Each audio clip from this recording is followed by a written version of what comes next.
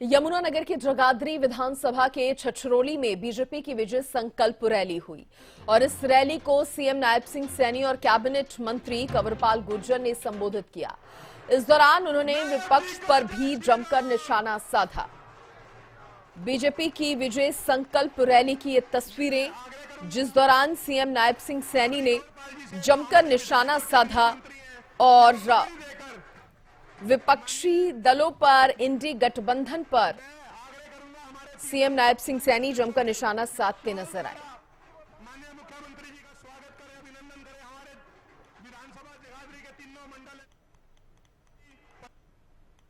एक नया हरियाणा बनाने का काम ये डबल इंजन की सरकार ने इन 10 वर्षों के अंदर वो किया है, जिसकी चर्चा आज हर व्यक्ति हर गांव के अंदर करता है। भारतीय जनता पार्टी की नीति भी ठीक है और जो हमारा नेता है उसकी नीयत भी ठीक है। वो समय भी देखा है कांग्रेस के समय के अंदर, अगर गांव के लोग मांग करते थे कि भाई मेरे यहाँ गांव को सड़क लगा दो, तो घोषणा तो जरूर हो जाती थी, घोषणा करके चले जाते थे, बोलते थे कि वोट दे दो सड़क बना देंगे, परंतु 5 साल लोग देखते रहते थे, वहां सड़क नहीं बनती थी और जब अगला चुनाव आ जाता था फिर किसी को कह देते थे, कहा भाई 1-2 ट्राली मट्टी की बरका घेर दे और लोगों को विश्वास हो जाएगा भी भाई यहाँ सड़क बननी शुरू होगी, और फिर आकर के वोट ले जाते थे। श्रीमती इंदिरा गांधी ने केवल इसलिए देश में से लोकतंत्र खत्म कर दिया था कि भाइयों कोर्ट ने उसके खिलाफ फैसला दे दिया था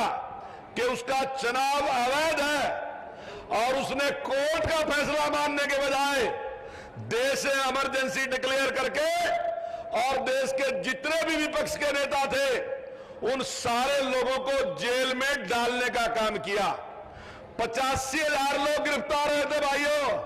अगर ये लोकतंत्र बचाया तो मुझे गौरव है इस बात के कि मैं उस संस्था से जुड़ा हूं, मैं उस आरएसएस से जुड़ा हूं, उस बीजेपी से जुड़ा हुआ हूं। उन 85,000 में से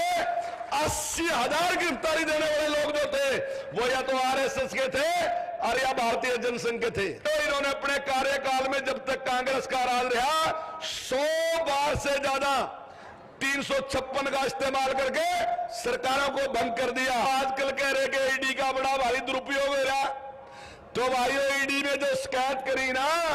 वो शिकायत दोस्तों मारी करी शिकायत नहीं है, वो केजरीवाल के जो खिलाफ शिकायत थी ना, वो भाइयों कांग्रेस की करी शिकायत है।